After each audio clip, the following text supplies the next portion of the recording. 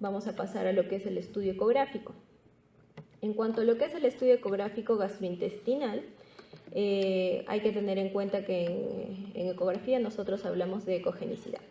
Más hiperecoico mientras más blanco esté, hipoecoico o anecoico mientras más negrito esté. El más hiperecoico va a ser el hueso, luego va a pasar hacia el músculo, el hígado, el riñón, la grasa, la sangre, el líquido y el aire. El aire se va a ver hiperecoico, va a brillar. El líquido se va a ver negro. Entonces, ¿qué tenemos que evaluar nosotros en una ecografía abdominal, que es el caso gastrointestinal? Principalmente la vesícula biliar. Esta es la imagen típica de una vesícula biliar sin presencia de contenido, no hay presencia de litiasis, no hay presencia de barro biliar. Nosotros tenemos que evaluar también lo que es el colédoco. Primero ubicamos lo que es la vena porta, al lado vamos a ver la arteria hepática y al lado de este el colédoco. A veces es un poco dificultoso y nos podemos ayudar con el Doppler, como en este caso. Tenemos la vesícula biliar, aplicamos el Doppler, acá tenemos la vena cava inferior, acá tenemos la vena porta y aquí tendríamos el colédoco que corresponde a este. Entonces, lo primero que buscamos? Colelitiasis, y esa es la imagen típica, la presencia de un gran lito a nivel de la vesícula, y lo típico es la sombra acústica posterior. También tenemos que evaluar la pared de la vesícula. Lo normal, lo que se considera normal en el grosor de la vesícula es que sea menor de 3 milímetros. Otra cosa que evaluamos es el Murphy ecográfico, que es igual al Murphy que realizan ustedes en la evaluación física de su paciente, solo que se hace con el transductor de la ecografía. Si tenemos un paciente que tiene un Murphy ecográfico positivo y una pared engrosada, se menciona de que la probabilidad de que sea una colecistitis aguda es mayor del 95%. Y nos mencionan que incluso es independiente de signos físicos como fiebre u otros datos de laboratorio como leucocitosis o neutrofilia. Pero yo siempre les digo, lo que prima es la clínica del paciente y su ecografía es una ayuda diagnóstica. La presencia de líquido perivesicular es muy sugerente de colecistitis, pero el hecho de que ustedes no encuentren líquido perivesicular no les va a descartar. En la imagen vemos la presencia de la vesícula con barro biliar, la mucosa, la pared está engrosada y ven acá una línea muy tenue, más negrita. Eso es la presencia de líquido. Dentro de lo que también tenemos que evaluar es el colédoco, ¿ya? Para ver obstrucción, la salida de algún cálculo nos puede dar dilatación a nivel del colédoco. Entonces, ¿qué es lo que se considera normal? Que ustedes tengan un colédoco menos de 6 milímetros. A partir de 8 milímetros, el colédoco es totalmente patológico. Hay que tener en cuenta que el diámetro del colédoco puede variar con la edad. En pacientes ancianos, ustedes van a ver que el colédoco puede ser un poco más grande. En pacientes colecistectomizados también pueden encontrar un diámetro de colédoco mucho mayor. Entonces, de 2 a 5 hasta 5 se puede decir que es una medida normal. De 6 a 8 hay que hacer una correlación con la clínica. Quizás es un paciente adulto, quizás es un paciente que ha sido colecistectomizado, y si no hay ictericia, si no hay dolor, si no hay coluria, si no hay acolia, no tienen por qué pensar que ese colédoco es patológico. Se menciona que hasta el 11% de la población el tener 6 milímetros de colédoco es normal, y hasta en un 4% de la población un colédoco de 7 milímetros es normal, pero ya a partir de 8 hacia adelante ya se considera patológico. Otra de las cosas que tienen que evaluar en una ecografía es el vaso. Se han descrito, y seguro que ustedes les han enseñado distintas técnicas para palpar el vaso, para evaluar esplenomegalia, pero digamos que para que ustedes puedan palpar un vaso grande tiene que estar aumentado en un 40% de su tamaño. Por lo tanto, la ecografía se convierte en uno de los principales métodos que utilizamos para evaluar esplenomegalia, donde tenemos que el valor normal, la longitud normal del vaso es menor de 16 milímetros. Ahora, ¿qué es lo que les puede causar esplenomegalia? Son muchas patologías. En el caso gastrointestinal, en el caso que que a los gastroenterólogos nos interesa evaluar esplenomegalia por la presencia de cirrosis. Pacientes con hipertensión portal, un signo de hipertensión portal es que el vaso crezca. También se puede encontrar en insuficiencia cardíaca, cuando hay trombosis portal, una etiología tumoral, linfomas, leucemias, infecciones virales, procesos inflamatorios, procesos infiltrativos no tumorales como la amiloidosis, la enfermedad de Gaucher. En Gaucher van a encontrar un vaso muy grande, enfermedades hematológicas no tumorales como anemias hemolíticas y crónicas. Por lo que ven, la etiología, las causas son muy variadas. Ustedes tienen que hacer una evaluación adecuada del paciente. Pasemos a la parte de hígado. En cuanto a lo que es el hígado, tenemos que evaluar varias cosas. Una de ellas es la ecoestructura hepática, es decir, cómo es la ecogenicidad de ese hígado. Como vemos, en su interior van a haber pequeñas áreas anecoicas, como estas, redondeadas, ¿ya?, o lineales en algunos casos, dependiendo del corte que estén haciendo con el transductor, que corresponden a las venas. Ahora, en cuanto a lo que es el sistema porta, van a tener una pared ecogénica, como las que vemos acá. Es una pared ecogénica, por aquí también, y esas corresponden a lo que son los vasos del sistema porta. ¿Y por qué son ecogénicas? Porque están rodeadas de un tejido colágeno, mientras que las venas suprahepáticas y las ramas no.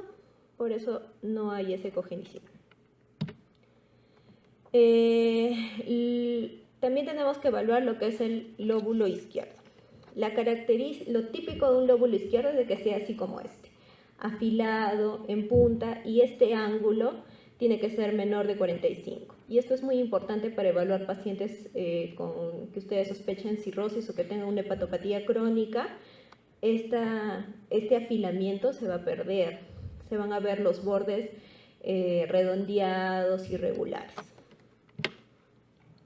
Entonces, otra de las cosas que tenemos que ver es el lóbulo caudado, que es esta imagen, que en el caso de pacientes con hepatopatía crónica, pacientes cirróticos, lo van a ver hipertrofiado, lo van a ver grande. Es muy importante lo que es la segmentación, saber lo que es la segmentación hepática, tanto ecográfica como en tomografía. Esto para tener una idea de la localización. Cuando ustedes vean informes tomográficos y informes ecográficos y encuentran alguna lesión focal, el radiólogo les va a decir se encuentra una lesión hiperecogénica en segmento tanto. Entonces, para tener en cuenta, nosotros tenemos que ver esta imagen, ya que son las venas suprahepáticas. Y una vez de que evaluamos esas venas, la numeración va a ser así: 2, segmento 3, segmento 4, segmento 5, 6, 7 y 8. Es un sentido antihorario. Muy importante evaluar el calibre de la vena porta. El calibre máximo debe ser de 12. Si nosotros tenemos calibres de porta mayores, hablamos de hipertensión portal, pacientes con hepatopatía crónica. ¿Cuándo decir que hay hepatomegalia? Lo normal es de que encontremos una longitud inferior o igual a 13 centímetros y hablamos claramente de que hay una hepatomegalia cuando la longitud es mayor de 15 a 16 centímetros. Esto hablando de una hepatomegalia difusa, pero a veces hay hipertrofia o agrandamiento solo de los lóbulos. Entonces, cuando decimos de que hay un lóbulo hepático derecho agrandado, cuando sobrepasa el polo inferior del riñón derecho en los cortes longitudinales.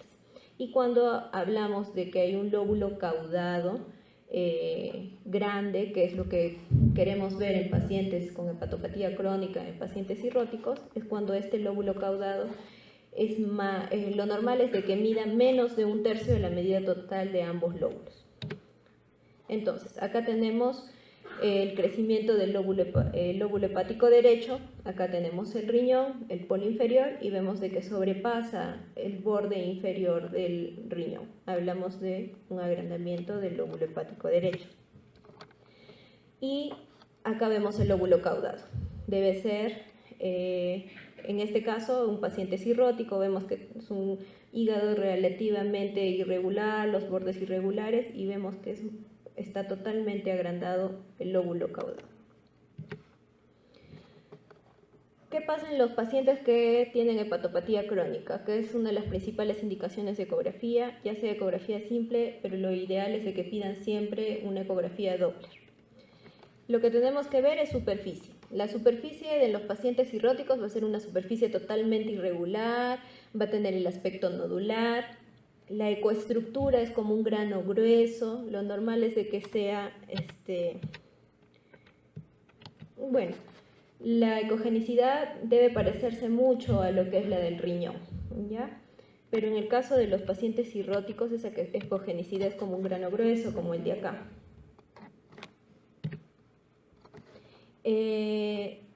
Las cosas como el que les dije era la hipertrofia del lóbulo caudado. Entonces acá tenemos típico hígado cirrótico. Grano grueso, bordes irregulares, vemos que el lóbulo hepático izquierdo ya no forma el típico ángulo menor de 45, es redondeado. ¿Cómo evaluar hipertensión portal? 1, con el aumento del calibre de la porta, más de 12. 2, por la presencia de circulación colateral, debido a que va a haber mayor resistencia al flujo venoso, al flujo de la sangre en el hígado. La sangre va a buscar salir por otros lados y por lo tanto va a presentarse la circulación colateral portosistémica. Y lo van a poder evaluar a nivel de la vena gástrica izquierda, las venas gástricas cortas, que son las que forman las varices esofágicas, y la vena paraumbilical. Y otros datos sugerentes de hipertensión portal, la esplenomegalia y la presencia de ascitis. Entonces acá vemos claramente una porta aumentada de tamaño, más de 13 milímetros, un paciente con cirrosis hepática. Presencia de ascitis, igualmente acá, mayor cantidad de líquido acítico. Y pasamos a lo que es la esteatosis hepática, muy frecuente en todos los informes de ecografía. La esteatosis puede dividirse en grado 1, grado 2 y grado 3. La evaluación de la esteatosis o la clasificación es, digamos, subjetiva a la persona, al operador que esté realizando la ecografía. Pero en general se deben guiar de ciertas cosas para poder decir que es de primer, segundo o tercer grado. En la esteatosis de grado 1 hay un ligero incremento difuso de los ecos, pero hay buena visualización del diafragma y de los vasos intrahepáticos. En la 2 hay un aumento mayor de los ecos, la visualización del diafragma es menor y los vasos también, la visualización es menor. Y en la estetosis grado 3 hay un marcado incremento con pobre o nula visualización del diafragma y vasos intrahepáticos, incluso de la zona posterior del lóbulo hepático derecho. Entonces acá tenemos una esteatosis hepática de segundo grado, siempre compárenlo con el riñoncito, hay un aumento de la ecogenicidad, se ve más blanquito, los vasos ya no se ven con claridad, ¿ya? Correspondería a una de segundo grado. Ahora, la esteatosis hepática puede verse todo el hígado esteatósico, pero también puede verse localizado, zonas localizadas de esteatosis. Y generalmente, ¿en qué zona se ve? Se ve en la zona de la fosa perivesicular y la región anterior de la vena porta. A veces pueden adoptar formas muy caprichosas, incluso a veces lo pueden informar como lesiones ocupantes, pero lo que hay que tener en cuenta es de que nunca van a desplazar las venas hepáticas o ramas portales vecinas, a diferencia de cualquier otra lesión ocupante. Y como les decía, hay que hacer siempre un ecodoppler portal, nos va a ayudar mucho también para evaluar pacientes cirróticos con hepatopatía crónica y evaluar lo que es hipertensión portal. Entonces, la hipertensión portal es un síndrome clínico en la que va a haber un incremento de la presión a nivel del territorio venoso portal, inicialmente debido a la resistencia al flujo y posteriormente asociado a un hiperiflujo esplácnico. Entonces, lo primero que vemos, la vena porta, el tamaño de la porta no debe ser mayor de 13, otros lo mencionan 12, pero puede haber alteraciones con los movimientos respiratorios, cuando se mide en respiración suave y los 16, podemos decir de que es hasta 13 milímetros, pero cuando hay una respiración profunda se puede encontrar hasta 16 milímetros. Lo normal es que el flujo sea hepatófugo, diré hepatópeto, es decir, que la sangre vaya hacia el hígado. Pero cuando ya hay un problema hepático, cuando hay mayor resistencia, el flujo se hace hepatófago. También es muy característico la presencia de un flujo alternante como un signo inicial en lo que es la hipertensión portal. Es decir, que durante la inspiración va a ser hepatópeta y durante la expiración va a ser hepatófago. Otra de las cosas que los parámetros que les van a informar en una ecodoppler es la velocidad portal. Lo normal es entre 15 y 18 centímetros por segundo. Cuando hay hipertensión portal, la velocidad va a disminuir y el registro se hace continuo. Cuando les muestren una imagen de Doppler, va a ser como onditas. Sin embargo, en pacientes con hepatopatía crónica, esto se va a ver lineal. Y otro de los índices es el índice de congestión, que toma en cuenta dos parámetros que normalmente se alteran en la hipertensión portal: el calibre de la porta y la velocidad de su flujo. Y se divide el área por la velocidad portal. Y lo normal es de que sea menor de 0.12 y en los pacientes cirróticos con hipertensión portal se va a ver aumentado. Acá vemos paciente con cirrosis hepática, vemos claramente este hígado cirrótico, bordes irregulares, ecogenicidad aumentada, donde a la medida del Doppler van a haber velocidades disminuidas y pérdida de la elasticidad. Es decir, como les dije, normalmente esto debe ser como unas onditas y en este caso se aplana. También hay que evaluar la presencia de colaterales portosistémicas. La presencia de colaterales se empieza a formar cuando el gradiente de presión portal es mayor de 12 milímetros. Y los más frecuentes son los vasos gástricos cortos, que son los que van a formar las varices esofágicas, la vena coronaria estomática, las venas paraumbilicales y las plenorenales. Y también es muy frecuente ver la repermeabilización de la vena paraumbilical. Y es muy específico para el diagnóstico de hipertensión portal. Y acá vemos igual un paciente con cirrosis hepática. Lo que estamos viendo en la imagen es el vaso, vemos un vaso agrandado y la presencia de colaterales a ese nivel. Igual, paciente con cirrosis hepática, vemos que tiene las características de un hígado cirrótico. Vemos esta es la vena paraumbilical repermeabilizada, que normalmente no debería captar el Doppler. Otra de lo que evaluamos en la ecodoppler, la esplenomegalia y la citis, que ya la vimos, y también la presencia de lo que son las venas suprahepáticas, hay que evaluarlas, donde hay pérdida del componente retrógrado, y en fases mucho más avanzadas se observa una disminución de la velocidad y registros planos. Esto es lo que normalmente debería verse, como onditas, y sin embargo en los pacientes cirróticos se aplana.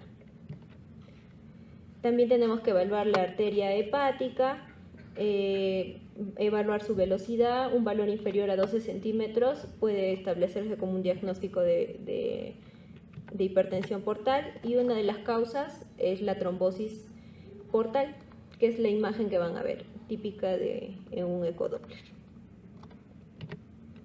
Ahora, en cuanto a lo que es la segmentación, les adelanté un poco en lo que era la ecografía, pero donde generalmente le evaluamos mejor y tipificamos mejor las lesiones es en tomografía. Entonces, nosotros tenemos, cuando vemos la imagen en AP, les mencioné que era la que veíamos en la ecografía, va a ser sentido antihorario. Segmento 2, 3, segmento 4, que lo dividimos en A y B. 5, 6, 7 y 8, sentido horario. Mientras que el sentido antihorario es cuando lo vemos en la región caudal, donde ya podemos ver el segmento 1. Entonces, cuando nosotros nos van presentando los planos, los cortes en una tomografía, tenemos primero los planos superiores. Entonces, los planos superiores, lo que vamos a ver, lo primero que tenemos que ubicar es la vena hepática media. Y al ubicar la vena hepática media en el plano superior, vamos a poder ver el segmento 4 y el segmento 8. Esta es la imagen ecográfica. Igual, la vena hepática media, segmento 4 y segmento 8. Luego bajamos un poco a lo que es el plano medio inferior, donde vamos a poder guiarnos por la presencia de lo que es la vesícula biliar, la fisura mayor, que esta vendría a ser la fisura, y lo que vamos a ver es el 4B, y el segmento 5. ¿Ya? Entonces, plano superior, plano inferior. En cuanto a lo que es la cirrosis hepática, en la tomografía vamos a ver la presencia de líquido, como vemos acá, gran cantidad de ascitis, la presencia de un hígado con bordes irregulares, y lo más importante para nosotros es evaluar las lesiones focales hepáticas, tanto en la ecografía como a la tomografía. Y lo importante es, pues, cuando ustedes pidan siempre el estudio inicial es una ecografía y les mencionan una lesión ecográfica, sospecha de una lesión ocupante, van a tener que pedir una tomografía. Pero lo importante es de que esa tomografía siempre, en la medida de lo posible, sea con contraste. Hay algunos pacientes que, si bien pueden tener una creatinina mayor de 1.5, tenemos problemas para realizar estudios contrastados, pueden conversar con su radiólogo para ver, hay ciertas medidas que podemos tomar para que, a pesar que ese paciente tenga un poco elevada la creatinina, hidratarlo, se puede utilizar contraste. Si no, es muy difícil, muy insulso, incluso en muchos casos, evaluar lesiones hepáticas si es que no utilizamos contraste. El radiólogo nunca les va a concluir, no puede concluir nada porque no puede evaluar la captación del contraste.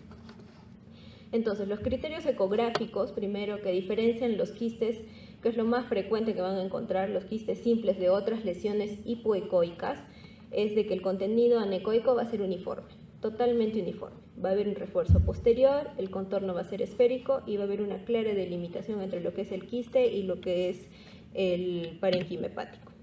Entonces, las lesiones focales hepáticas se van a clasificar según su ecogenicidad. Las anecoicas, que es lo principal que les van a encontrar, quistes simples que son pequeños, es lo más frecuente que se encuentra, pero también pueden ser hidatidosis, poliquistosis, abscesos, metástasis. Hay metástasis que también son quísticas, hay metástasis que son sólidas, hipoecoicas como metástasis, linfoma, abscesos, hiperplasia nodular, hiperecoicas como angiomas, metástasis hasta un 30%, esteatosis parchada, adenomas, hepatocarcinoma.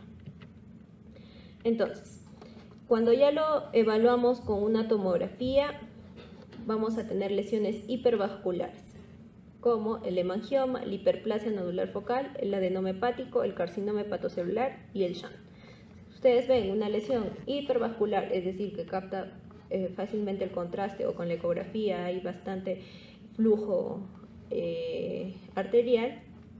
Estas pueden ser las posibilidades, pero siempre tiene que haber una correlación con la clínica del paciente y los antecedentes del paciente.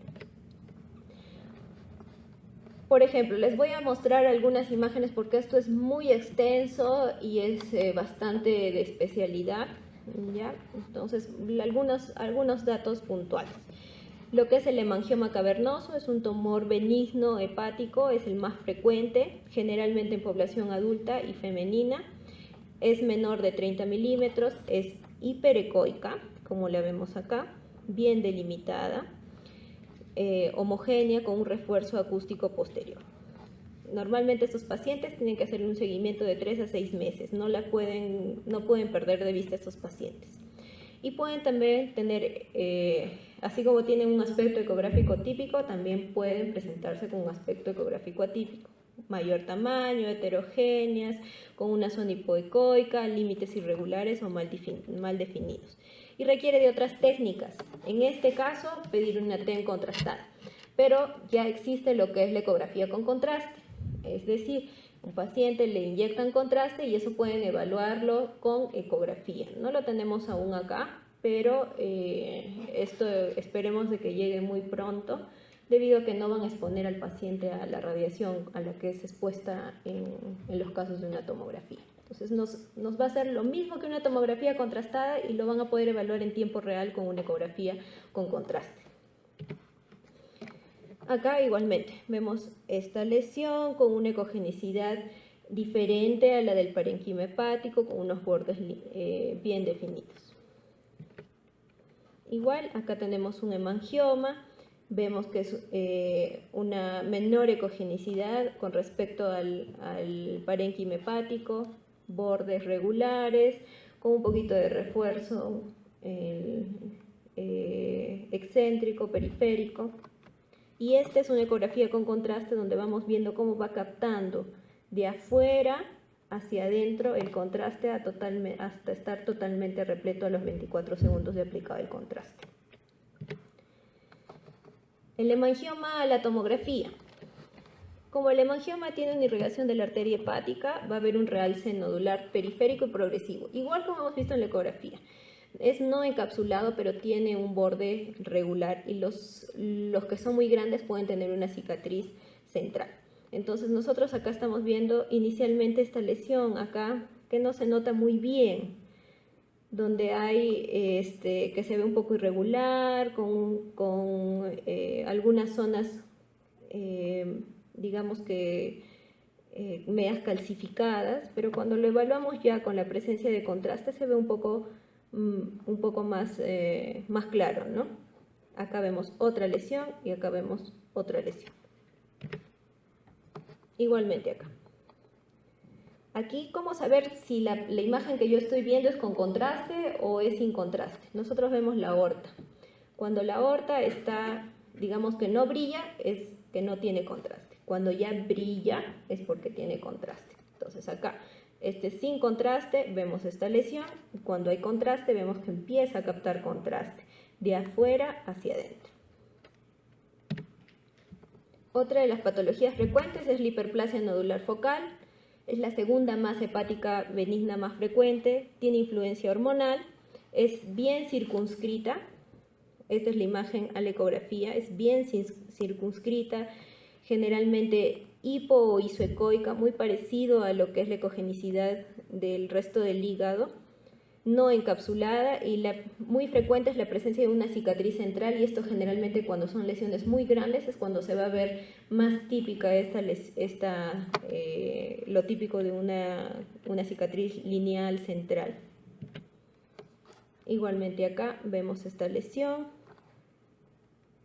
grande, y esta es la imagen de la ecografía contrastada cuando va captando contraste poco a poco con el paso de los segundos. Y ya cuando empieza a lavar la imagen.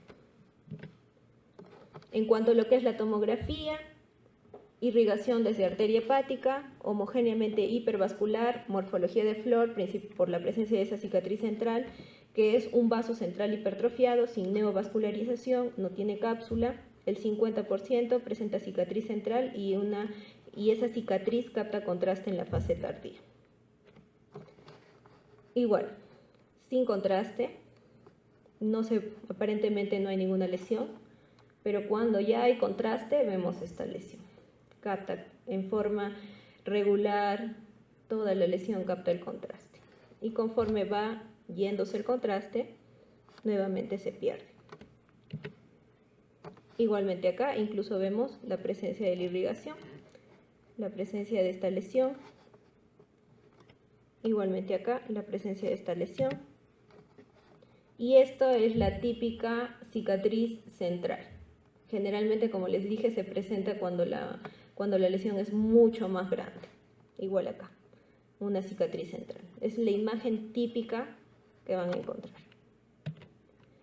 El adenoma hepático, relacionado con el uso de anticonceptivos orales. El aspecto ecográfico es inespecífico, puede presentarse como una masa solitaria grande, encapsulada, sin refuerzo acústico posterior, ecogenicidad variable. En el Doppler va a mostrar gran hipervascularidad y vemos acá esta lesión. Un adenoma, igual acá. Esto ya con contraste, capta contraste a los 7 segundos, a los 12 segundos mayor captación de contraste.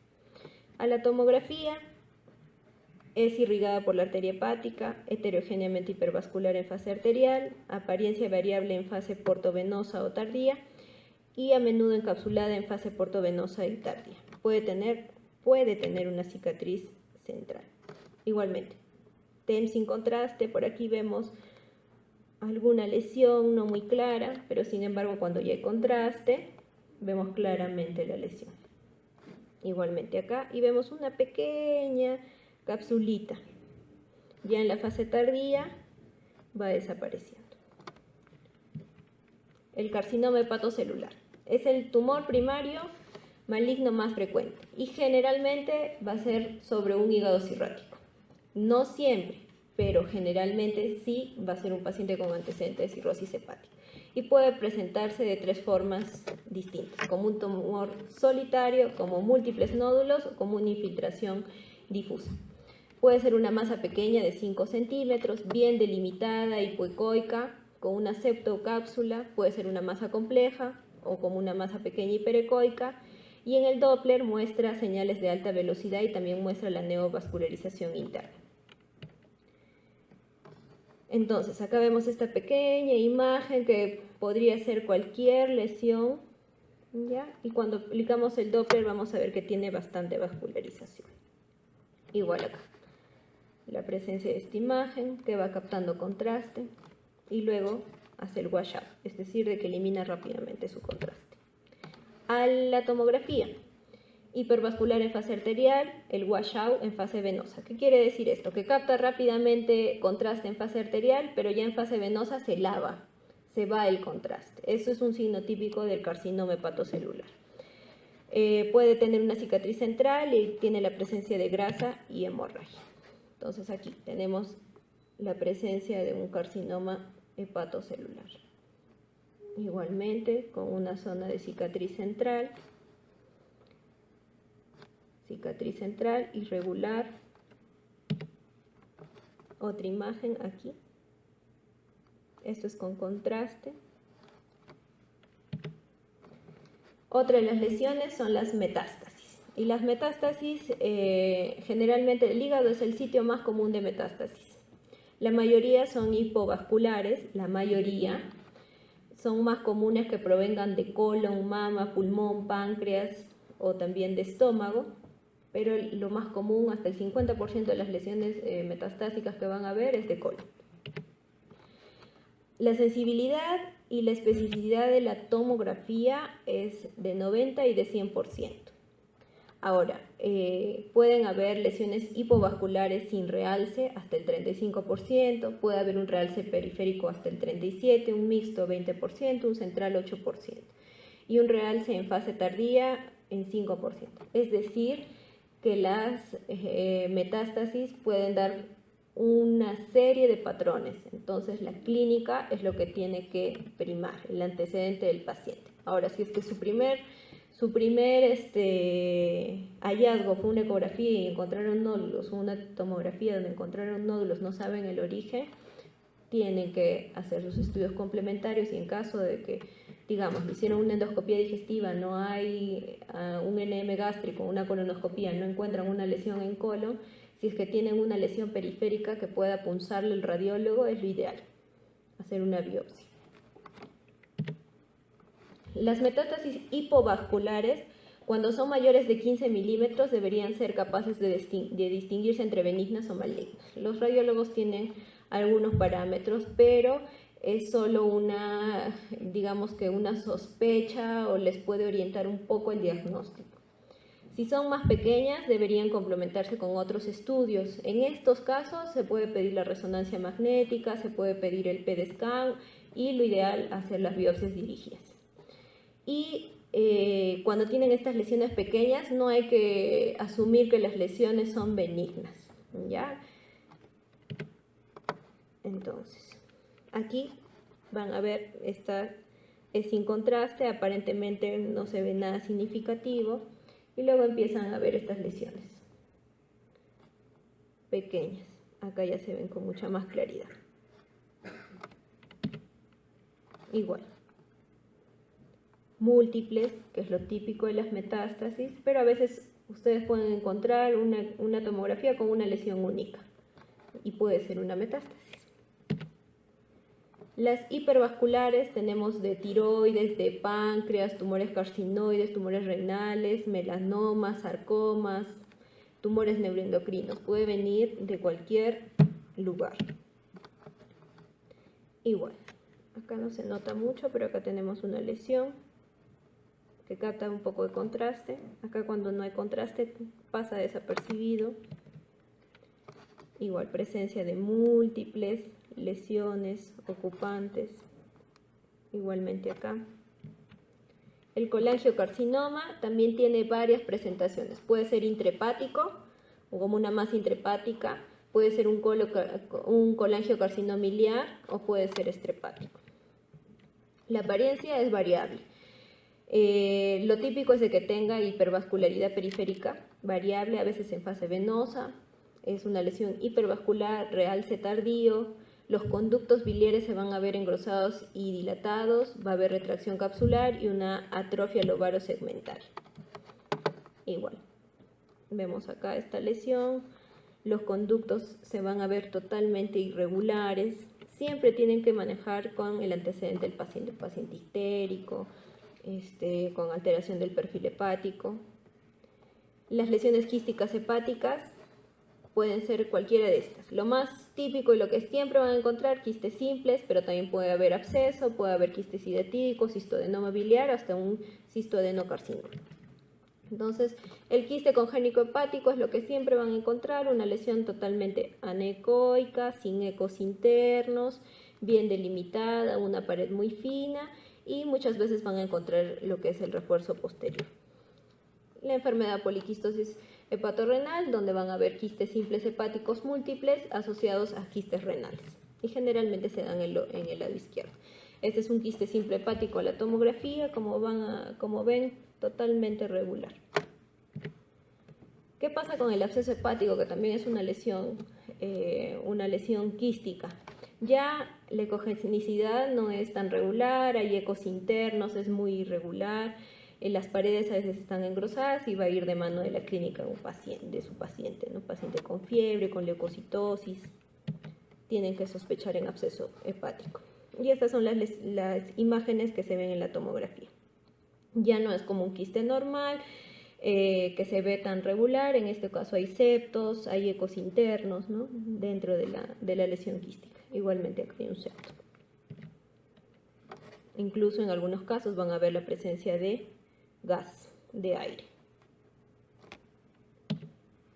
El absceso amebiano, antecedente, pero distinguir entre un absceso amebiano, un absceso hepático de otra etiología, por una imagen tomográfica sin ningún tipo de dato del paciente es difícil, quizás un poquito más engrosada la pared, pero lo que prima es la clínica.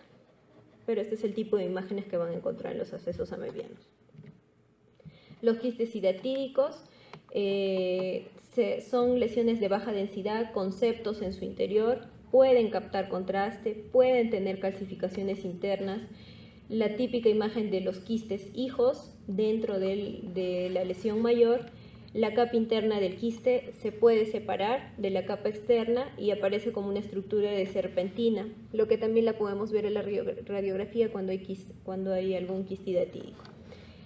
Los quistes multiloculares pueden tener un patrón como un panal. Entonces, esta es la imagen que podemos ver en una ecografía, ¿no? Puede ser univesicular, como puede ser también la presencia de múltiples quistes hijos o vesículas hijas. A lo que es la tomografía, esta es la imagen típica, como si fuera un panal, la presencia de septos delgados en su interior. El hematoma hepático, paciente con un antecedente traumático, o pacientes que han sido sometidos a biopsias hepáticas, que también es muy frecuente.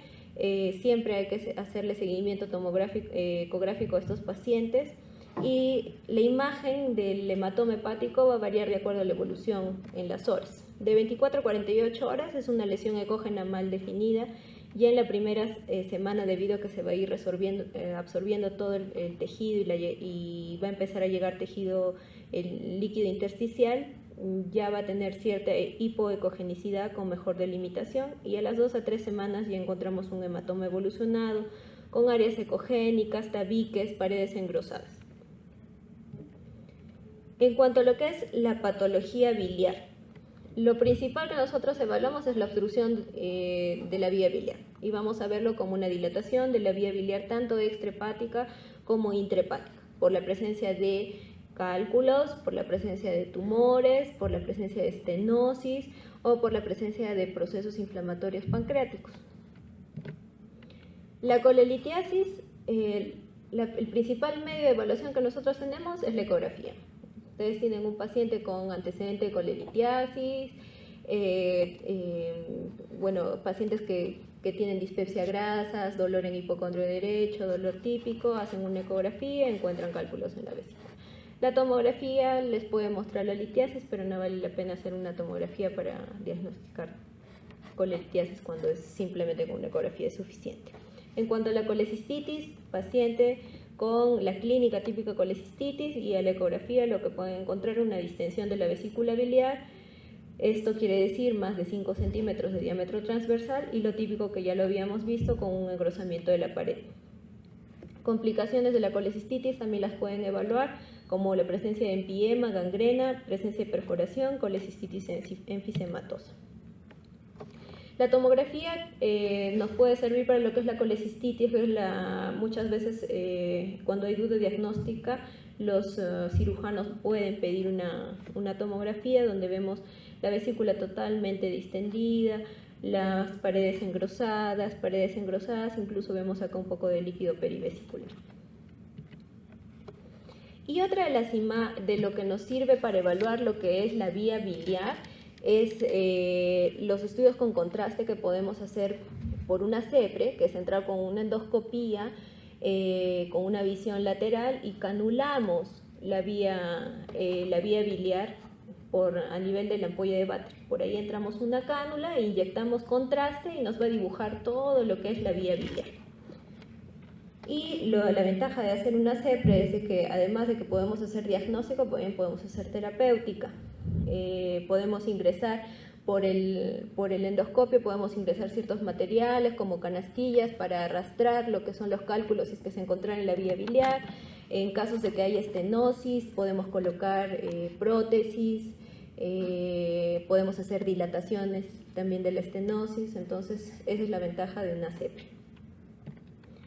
Y estas son las imágenes, donde vemos aquí defecto en el contraste, que es la presencia de cálculos en la vía biliar. Vemos un colédoco totalmente dilatado, incluso un poco de dilatación de la vía biliar intrahepática. Igual, zonas de defecto de contraste correspondiente a litos con marcada dilatación de colédoco. Aquí vemos una amputación, vemos que esta zona capta contraste acá, pero acá hay una zona que no hay captación de contraste y esto corresponde a un cáncer de cabeza de páncreas, que en la imagen la vemos acá. Para eso también nos ayuda lo que es la colangioresonancia magnética. La colangioresonancia es una alternativa a la CEPRE, ya es no invasiva, pero no van a poder hacer terapéutica, pero sí es lo que pedimos inicialmente. La colangioresonancia nos va a dibujar muy claramente lo que es la vía biliar y podemos ver lesiones de páncreas, lesiones de vía biliar. El carcinoma de la vesícula biliar, lo que van a ver son masas, una masa que reemplaza completamente la vesícula. Van a ver una vesícula totalmente engrosada, la pared está difusa, una masa intravesicular, y cuando hay la imagen sin contraste la van a ver como hipodensa, mientras que cuando ya hay contraste hay una captación heterogénea, porque puede haber una necrosis central. Bueno, eso sería en cuanto a lo que es Hemos tratado de hacer un pequeño resumen. Como ven, es muy amplio, tienen que utilizar radiografías contrastadas principalmente en todo lo que es la vía digestiva superior, en casos que ustedes no tengan a la mano una endoscopía, la ecografía, y en cuanto a lo que es hígado, saber evaluar principalmente lo que es cirrosis, lo que es hipertensión portal y las lesiones ocupantes, que como ven pueden tener múltiples características, que si capta contraste, no capta contraste, que si capta contraste rápidamente y luego lo elimine. Son distintas características que tienen las lesiones. Entonces, lo que ustedes tienen que hacer es siempre, para evaluar primero una lesión, ecografía. Luego de la ecografía pedir su tomografía, pero siempre pidan tomografía con contraste. Si no, el radiólogo no les va a poder sacar una conclusión. Y tener en cuenta que todo estudio imagenológico es un estudio complementario y lo que va a primar siempre es su clínica. ¿Alguna pregunta?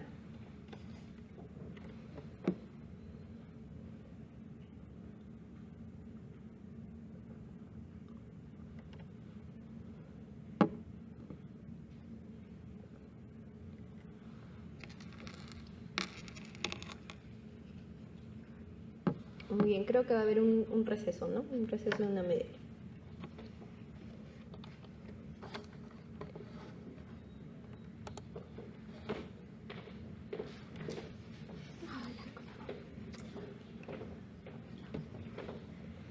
Está grabado, ¿no? No sé si está grabando. Sí. Bueno chicos, a continuación pasaremos a nuestro break. Se les espera a las 11:30 y recuerden que tienen que pasar su segunda asistencia. Y los que no tienen su trifoliado, por favor, pueden recogerlo en la parte posterior. Gracias.